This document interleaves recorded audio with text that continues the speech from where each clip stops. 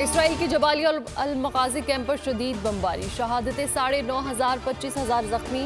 Israel की शुमाली गजा को खाली करने की फिर से धमकी, मस्जिद शहीद कर दी। अल-शिफा अस्पताल में ईंधन न होने से 100 फलस्तीनी शहीद।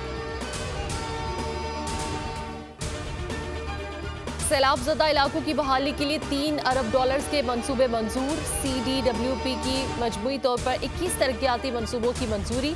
वजारत मनसूबाबंदी का कहना था कि जनेवा कन्वेंशन में पाकिस्तान को $10 अरब इमदाद के वादे हुए। अमल दरामद के लिए स्टीयरिंग कमेटी की काविशें जारी।